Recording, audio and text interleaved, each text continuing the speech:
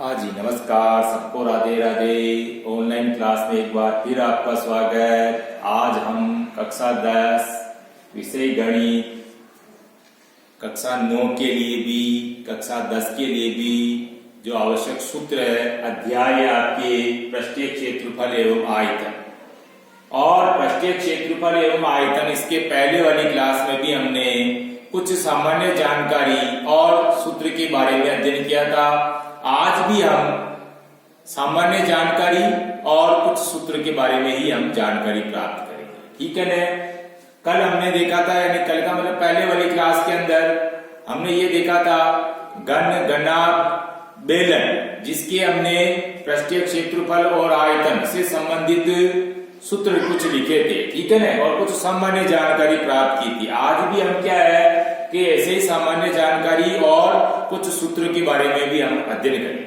तो सबसे पहले देखो, आज हम गोले का आयतन। अब गोले का आयतन ज्ञात करने का सूत्र, प्रश्न दिया हुआ है हमारे को, त्रिज्या इतने इतने सेंटीमीटर की, और आप ऐसा है कि गोले का आयतन बराबर ज्ञात करो। तो अब गोले का आयतन ज्ञात करो, त्रिज्या दी हुई है तो सूत्र ध्यान में होगा तो हम गोले का आयतन। तो इसलिए क्या है कि सबसे पहले हमारे को सूत्र का ज्ञान होना जरूरी। सूत्र याद है हमारे को तो कोई सा भी प्रश्न हो, किसी भी संबंध में हम आसानी से उसको हल कर सकते हैं।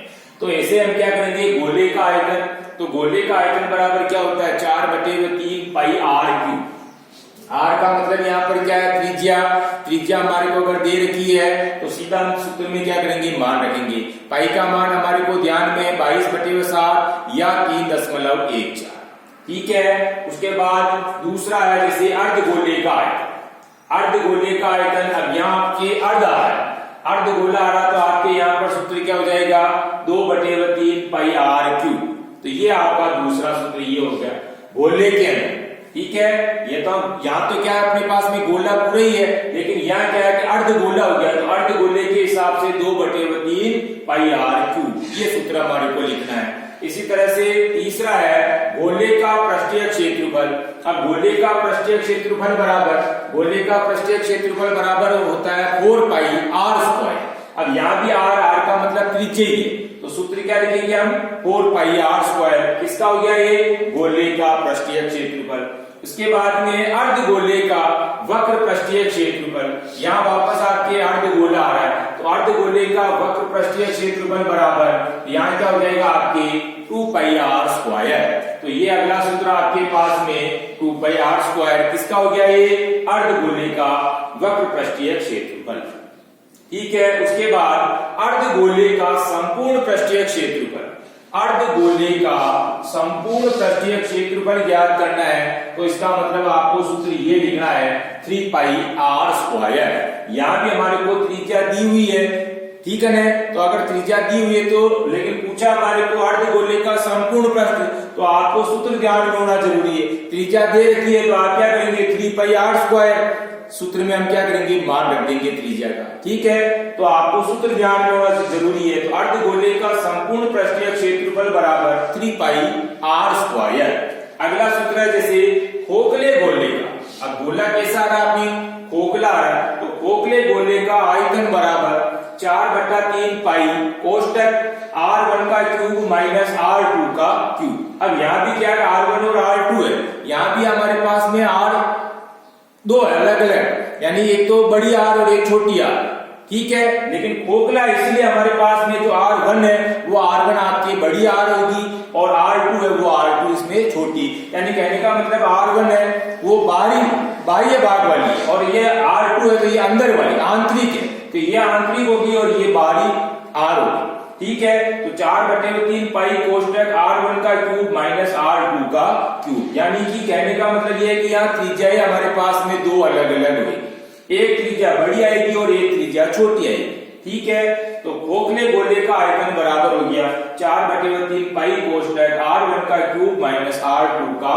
क्यूब। उसके बाद में है खोखले गोले का संपूर्ण पृष्ठीय क्षेत्रफल। अब यहाँ क्या है, आपने संपूर्ण पृष्ठ आ गया, तो खोखले गोले का संपूर्ण पृष्ठीय क्षेत्रफल बराबर होता है 4 पाई कोष्टक R1 का वर्ग माइनस R2 का वर्ग। अब यहाँ भी हमारे पास में क्या है, त्रिज्या दो अलग अलग, तो एक त्रिज्या होगी बड़ी जिसको R1 और एक त्रिज्या होगी छोटी जिसको R2, तो सूत्र क्या लिखेंगे 4 पाई कोष्टक r1 का वर्ग माइनस r2 का वर्ग। इसका ये खोखले गोले का संपूर्ण पृष्ठीय क्षेत्र। ठीक है, उसके बाद में हमारे को एक बात वो ध्यान में रखना है कि शंकु का आयतन समान ऊंचाई और समान त्रिज्या वाले बेलन के आयतन का एक तिहाई होता है। परीक्षा में 1 नंबर के प्रश्न के रूप में भी हमारे को पूछ सकते हैं कि शंकु का आयतन बेलन के आयतन का, तो बेलन के आयतन का कितना होता है 1 तिहाई होता है। ठीक है, शंकु का आयतन समान ऊंचाई और समान त्रिज्या वाले बेलन के आयतन का 1 तिहाई होता है। ठीक है, उसके बाद में वापस शंकु का आयतन। अब शंकु का आयतन बराबर क्या होता है 1/3 पाई r स्क्वायर h। शंकु आ गई आकृति जो हमारे पास में, वो आकृति कैसी हो गई, अब शंकु हो गई। तो शंकु का आयतन 1/3 पाई r स्क्वायर है। शंकु का वक्र पृष्ठीय क्षेत्रफल, अगला जो सूत्र अपने शंकु का वक्र पृष्ठ, पहले आयतन था अब वक्र पृष्ठ है, तो शंकु का वक्र पृष्ठ बराबर होता है पाई r l। पाई r और l, l का मतलब यहाँ पर तिरछी ऊंचाई, तिर्यक ऊंचाई, r का मतलब त्रिज्या ही है और l का मतलब क्या बताया तिरछी ऊंचाई या तिर्यक ऊंचाई।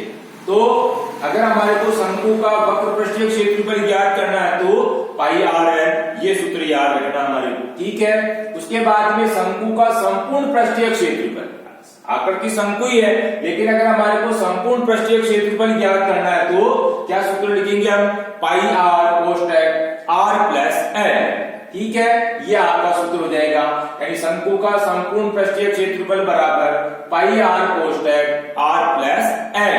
l यानी यहाँ पर भी क्या है अपने पास में l तिर्यक ऊंचाई या तिरछी ऊंचाई है, r का मतलब त्रिज्या ही है।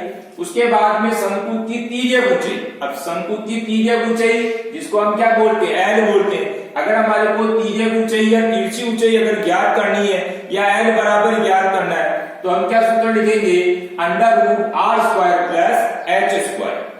अंडर रूट में r का वर्ग हो जाएगा और h का भी वर्ग हो जाएगा, यानी r त्रिज्या हो गई और h ऊंचाई हो गई, दोनों का वर्ग करना और उसका रूट निकालना, योग करना। ठीक है, तो शंकु की तिर्यक ऊंचाई बराबर क्या हो जाएगा, यानी l बराबर √r square plus h square. उसके बाद कमरे की चारों दीवारों का क्षेत्रफल, कमरे की चारों दीवारों का क्षेत्रफल बराबर होता है 2 × ऊंचाई कोष्टक लंबाई प्लस चौड़ाई। कमरे की चारों दीवारों का क्षेत्रफल बराबर, तो 2 × ऊंचाई कोष्टक में लंबाई प्लस चौड़ाई। ठीक है, उसके बाद कुछ इकाइयां भी जैसे हमारे को ये ध्यान में रखनी है, जैसे मान 1 r बराबर, अगर प्रश्न में 1 r शब्द आ रहा है, 1 r के बराबर क्या होता है 1 r बराबर होता है 100 वर्ग मीटर, यानी 1 r में 100 वर्ग मीटर होते हैं।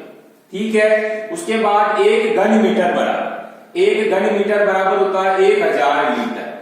इकाइयां हमारे को ध्यान में होनी जरूरी। ठीक है, 1 घन मीटर बराबर कितना हो गया 1000 लीटर। इसी तरह से 1 डेसीमीटर बराबर, 1 डेसीमीटर बराबर होता है 10 सेंटीमीटर। 1 डेसीमीटर में कितने सेंटीमीटर 10 सेंटीमीटर। ऐसे हमारे को सूत्र के साथ में कुछ इकाइयां भी अपने को ध्यान में होनी जरूरी है।